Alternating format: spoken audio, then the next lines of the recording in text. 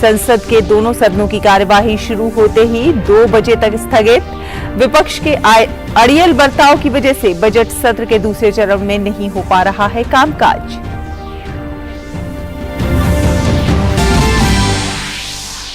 केंद्रीय मंत्री ज्योतिरादित्य सिंधिया ने प्रेस कॉन्फ्रेंस कर कांग्रेस पर किया करारा प्रहार। कहा, राहुल गांधी न्यायपालिका पर दबाव बनाने के लिए नेताओं की भीड़ लेकर पहुंचे सूरत कोर्ट। लोकतंत्र के साथ खिलवाड़ करने में जुटी है कांग्रेस।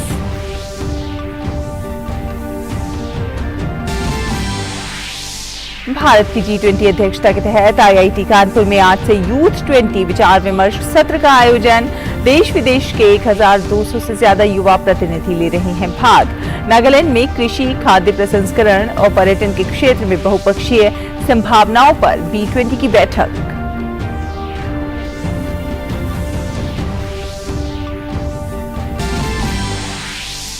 सिक्किम के नाथुला में भारी हिमस्खलन में फंसे लोगों को सुरक्षित बाहर निकालने का अभियान जारी। दुर्घटना में 7 लोगों की मौत, 13 घायलों का अस्पताल में इलाज चल रहा है।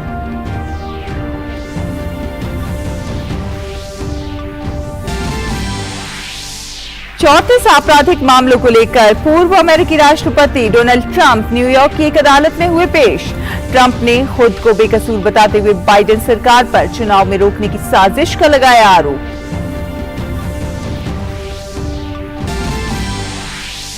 और IPL में आज राजस्थान रॉयल्स का मुकाबला पंजाब किंग्स के साथ। कल खेले गए मैच में गुजरात टाइटंस ने दिल्ली कैपिटल्स को दी 6 विकेट से मात। नमस्कार, DD न्यूज देख रहे हैं आप और आपके साथ मैं हूं शहला निगार। केंद्रीय मंत्री और भाजपा नेता ज्योतिरादित्य सिंधिया ने प्रेस कॉन्फ्रेंस करके कांग्रेस पर करारा प्रहार किया है। सिंधिया ने कहा है कि राहुल गांधी जब जमानत के लिए गए तब कांग्रेस पार्टी ने अदालत के ऊपर दबाव बनाने का प्रयास किया। राहुल जी को एक विशेष सत्कार दिया जा रहा है। साधारण तौर पर जो पिछले कई दिनों में हमने दृश्य देखा है, जमानत के लिए जब गए थे तो पूरी कांग्रेस की फौज, जिसमें नेता, मुख्यमंत्री की सूची, उप मुख्यमंत्रियों की सूची, सदन के नेताओं की सूची, कभी जो व्यक्ति जमानत के लिए जाता है वो अपने साथ नेताओं का फौज लेके जाता है। अगर ये अदालत के ऊपर प्रेशर नहीं है तो क्या है?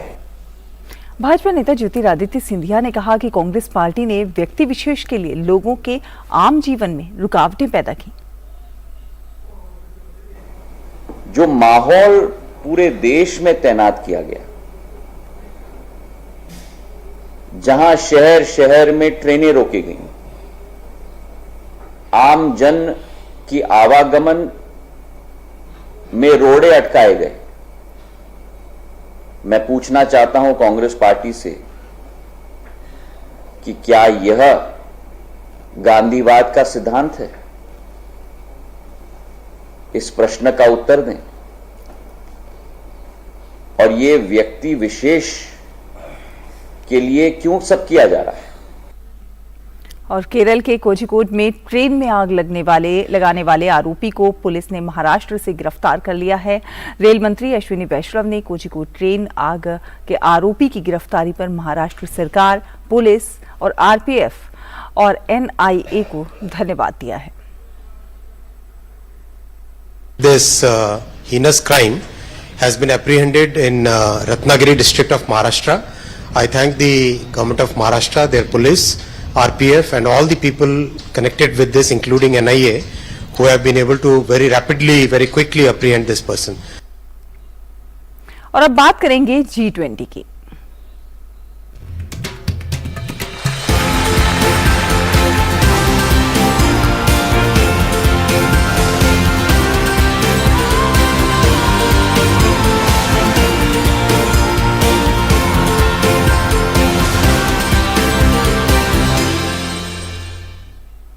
तो भारत की G20 की अध्यक्षता के तहत उत्तर प्रदेश के कानपुर में आज से युवा 20 परामर्श बैठक का आयोजन होगा। इस 2 दिवसीय बैठक में भारत और विदेश के 1200 से अधिक युवा प्रतिनिधि भाग लेंगे।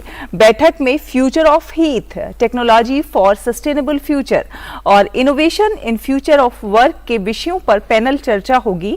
इसके साथ ही युवा प्रतिनिधि भविष्य की नीतियों को आकार देने के बारे में चर्चा करेंगे। पैनल चर्चाओं के अलावा 50 से अधिक स्टॉलों के साथ एक भव्य प्रदर्शनी का आयोजन किया जाएगा।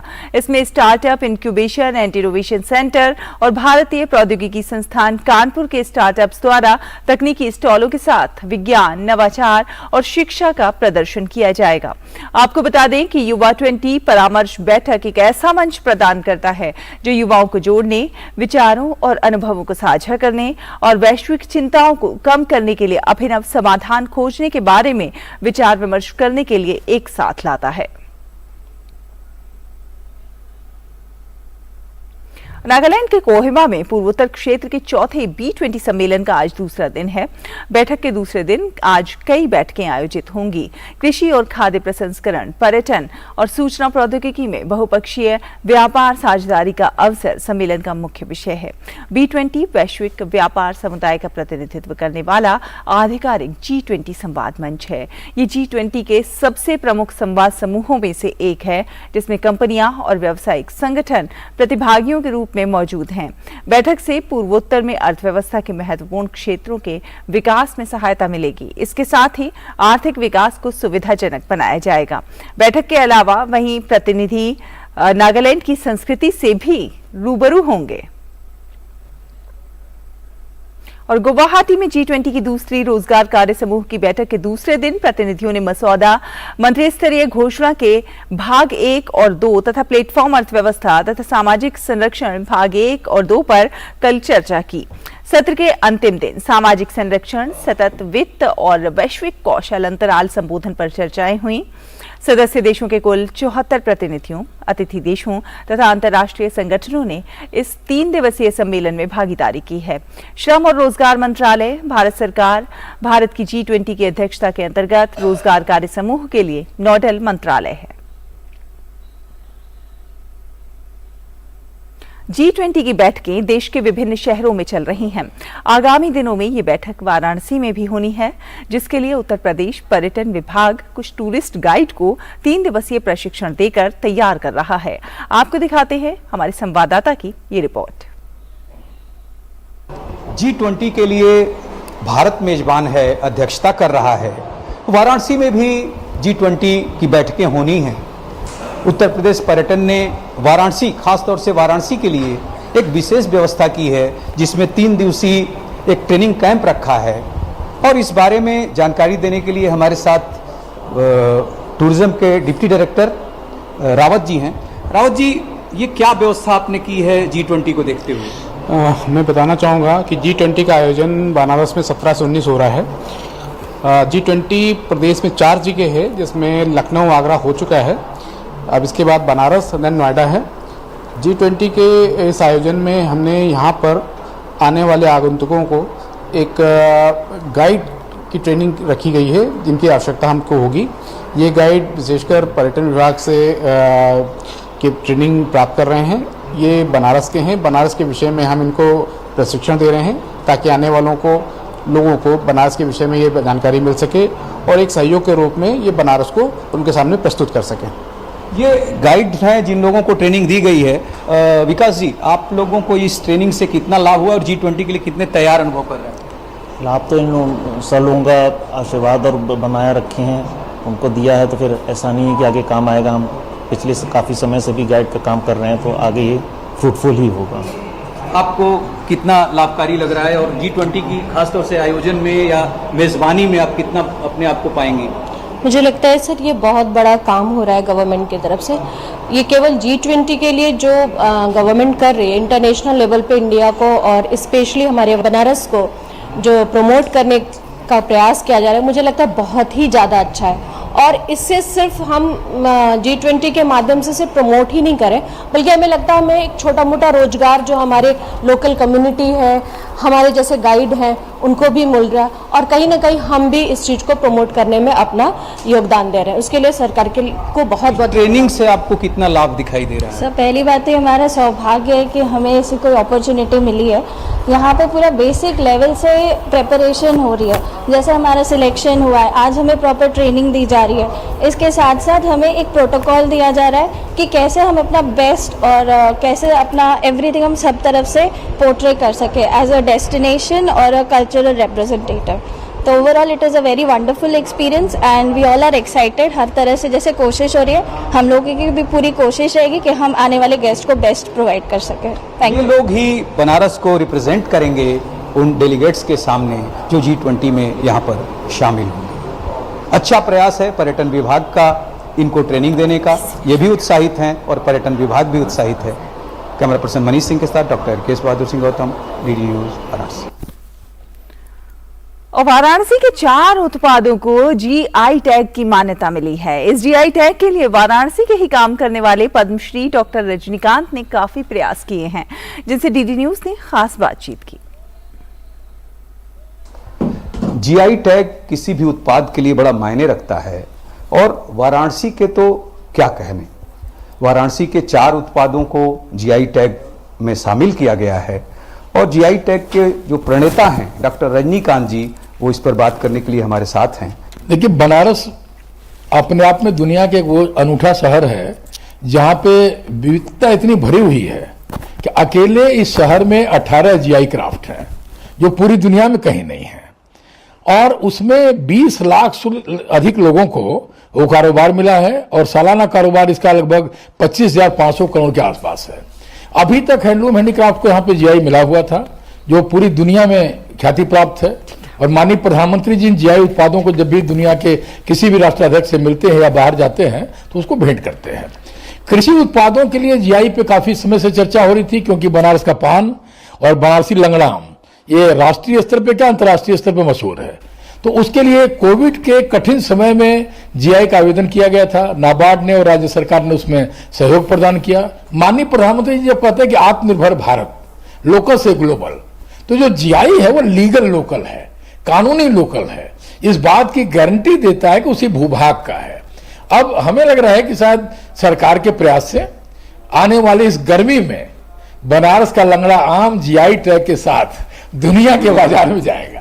दुनिया के बाजार GI टैग के साथ बनारसी लंगड़ा आम जाएगा, जो पहले भी जा रहा था, लेकिन ये कृषि उत्पादों को जो GI टैग मिला है, इससे वाराणसी और इसके आसपास के किसानों को भारी लाभ होगा, जैसा कि प्रधानमंत्री भी चाहते हैं कि उनके आय में इजाफा हो, और ये इजाफा का ही एक मापदंड है या एक कह सकते हैं टैग है।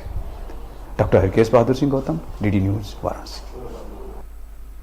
और केंद्रीय मंत्री सर्बानंद सोनोवाल ने मेजर ध्यानचंद राष्ट्रीय स्टेडियम में 68वें राष्ट्रीय समुद्री दिवस समारोह में भाग लिया। सर्बानंद सोनोवाल ने मैरीटाइम अवेयरनेस वॉकाथॉन को हरी झंडी दिखाकर रवाना किया।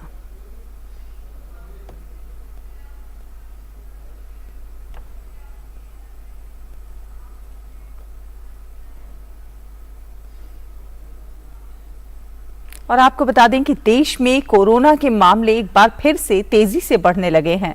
पिछले 24 घंटों में कोरोना के 4,435 नए मरीज सामने आए हैं। इस अवधि में 2,508 मरीज स्वस्थ हुए हैं। देश में रिकवरी रेट 98.76% है। स्वास्थ्य मंत्रालय के अनुसार सक्रिय मरीजों की संख्या 23,091 हो गई है। दैनिक संक्रमण दर 3.38% है।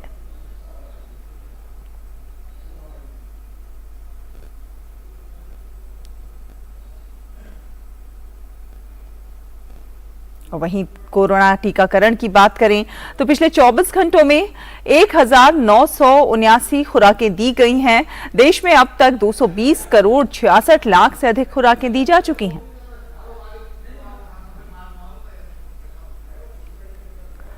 और कोरोना के बढ़ते हुए मामलों पर रोकथाम लगाने के लिए देश के तमाम राज्यों में विशेष प्रबंध किए जा रहे हैं। उत्तर प्रदेश में गौतम बुद्ध नगर के DM मनीष कुमार वर्मा ने कहा है कि कोरोना को लेकर संबंधित अधिकारियों के साथ विस्तृत समीक्षा बैठक हुई है। अस्पताल, एम्बुलेंस, सैनिटाइजेशन आदि सभी व्यवस्थाएं पूरी तरह से दुरुस्त हैं। से जनपद वासियों को ये संदेश देना चाहूँगा कि घबराने की एकदम जरूरत नहीं है। लेकिन सतर्कता आवश्यक है और अगर केसेस बढ़ रहे हैं तो सतर्क रहें। कोई भी सिम्टम्स अगर आता है, कोई भी अगर लक्षण किसी में भी आते हैं तो अपने नज़दीकी हेल्थ सेंटर में ज़रूर टेस्टिंग करा लें। और एफबीआई की मदद से मैक्सिको में दिल्ली पुलिस द्वारा गिरफ्तार किए गए टॉप गैंगस्टर दीपक बॉक्सर को आज दिल्ली लाया गया। दिल्ली पुलिस ने देश से बाहर जाकर पहली बार किसी गैंगस्टर को पकड़ा है। बॉक्सर सिविल लाइंस इलाके में हुई बिल्डर की हत्या में वांछित था। ये एक बड़ी कामयाबी है कि समन्वित एक्शन से पहली बार मैक्सिको जैसी जगह से अपराधी को लेकर आया गया है। दिल्ली पुलिस के स्पेशल सीपी HGS धालीवाल ने बताया कि कई महीनों से दिल्ली पुलिस की स्पेशल सेल इसका पीछा कर रही थी। दिल्ली NCR में इससे बड़ा अभी कोई और गैंगस्टर नहीं है। हमारे स्पेशल सेल के स्टाफ ने बड़ा एक्सटेंसिव काम किया और FBI के जो लोग हैं वो भी यहाँ पे मौजूद हैं जिन्होंने बहुत हमारी हेल्प करी इसमें, और इसके अलावा Mexican police, ministry of external affair, और जैसा कि हम पहले भी बता चुके हैं कि गृह मंत्री साहब के निर्देश के बाद ये स्पेशल जो एक फ्यूजिटिव्स थे जो कि वांटेड थे, इन पे कार्रवाई करी गई है। और उसके तहत एक बड़ी कामयाबी है कि इतने कोऑर्डिनेटेड एक्शन से पहली बार इतने डिस्टेंट जगह से, मैक्सिको जैसी जगह से लाया गया है। और सुकेश चंद्रशेखर से जुड़े 200 करोड़ रुपए के मनी लॉन्ड्रिंग के मामले में अभिनेत्री जैकलीन फर्नांडीज आज पटियाला हाउस कोर्ट में पेश हुई। इस मामले में जैकलीन फर्नांडीज से प्रवर्तन निदेशालय भी कई बार पूछताछ कर चुकी है।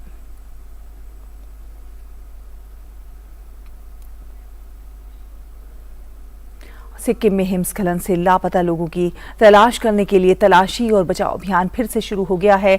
चांगू झील और नाथुला के लोकप्रिय पर्यटन स्थलों को जोड़ने वाले गंगटोक नाथुला जवाहरलाल नेहरू मार्ग पर हादसे में 7 लोगों की मौत हो गई है। रक्षा प्रवक्ता ने कहा है कि 20 से 30 पर्यटकों सहित 6 वाहनों के बर्फ में दबे होने की आशंका है। घायलों को इलाज के लिए गंगटोक के पास STNM अस्पताल में भर्ती कराया गया है। सेना की शक्ति कोर और सीमा सड़क संगठन BRO के परियोजना स्वास्थ्य, राज्य आपदा प्रबंधन और पुलिस की टीमों के बचाव अभियान में 6 स्थानीय लोगों सहित अब तक लगभग 23 पर्यटकों को बचाया जा चुका है। सिक्किम के राज्यपाल लक्ष्मण प्रसाद KKI आचार्य और मुख्यमंत्री प्रेम सिंह तमांग ने अस्पताल में पीड़ितों से मुलाकात की और हर संभव मदद का आश्वासन दिया।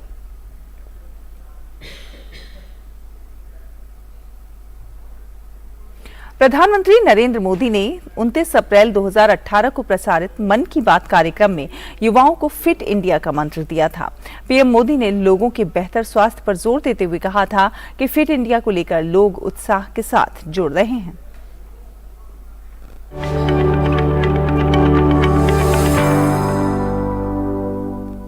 मैंने देशवासियों से, खास करके हमारे युवाओं से फिट इंडिया का आह्वान किया था और मैंने हर किसी को निमंत्रण दिया था, आइए फिट इंडिया से जुड़िए, फिट इंडिया को लीड कीजिए। और मुझे बहुत खुशी हुई कि लोग बड़े उत्साह के साथ इसके साथ जुड़ रहे हैं। बहुत सारे लोगों ने इसके लिए अपना सपोर्ट दिखाते हुए मुझे लिखा है, पत्र भेजे हैं, सोशल मीडिया पर अपना फिटनेस मंत्र फिट इंडिया स्टोरीज भी शेयर की है।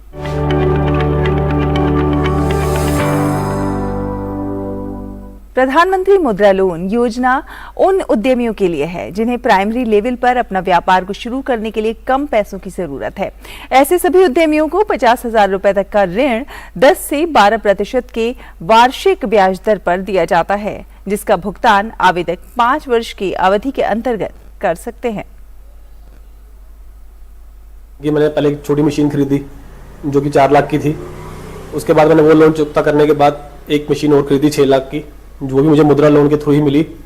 उससे मेरा बिजनेस यानी कि नियर अबाउट 5 टाइम्स इंक्रीज कर गया और एक्यूरेसी भी बढ़ गई और मेरा जीवन यानी कि और भी सुखम तरीके से मैं जी रहा हूँ। अभी पालन पोषण अपने बच्चों को अच्छे से कर रहा हूँ। सरकार की इतनी अच्छी ये योजना है मुद्रा लोन, विदाउट एनी गारंटी है। जो भी आदमी काम करने का इच्छुक है वो बैंक में जाके इस लोन के बारे में पता करे और इजीली मिलता है ये लोन। कोई इसमें किसी गारंटी डालने की जरूरत नहीं है, कोई कुछ नहीं।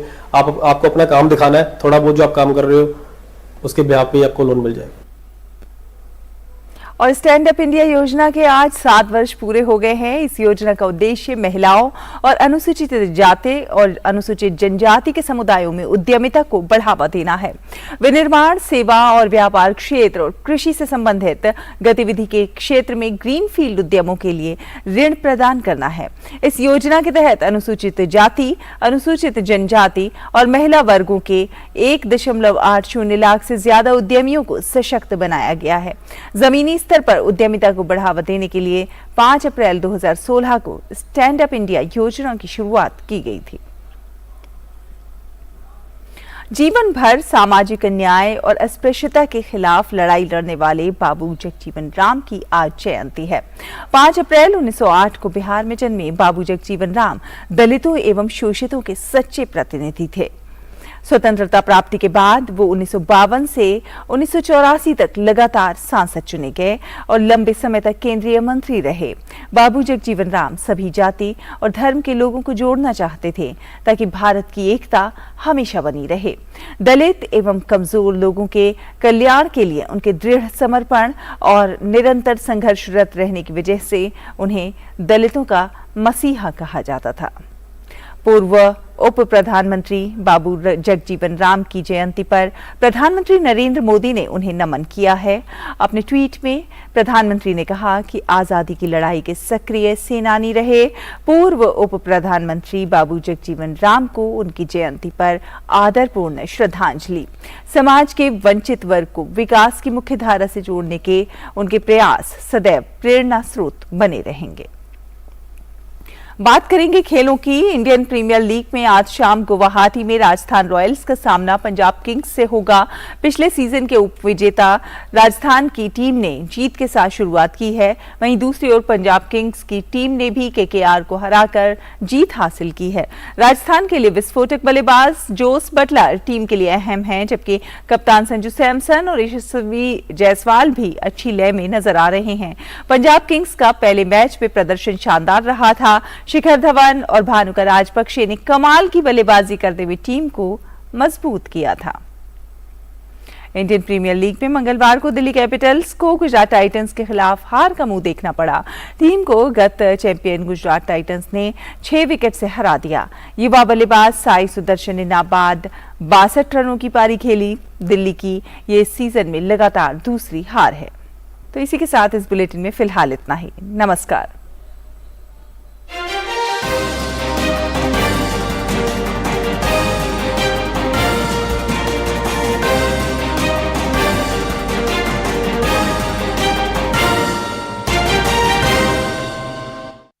हमारे शौहर नवाब वाजिद अली शाह का शासन है।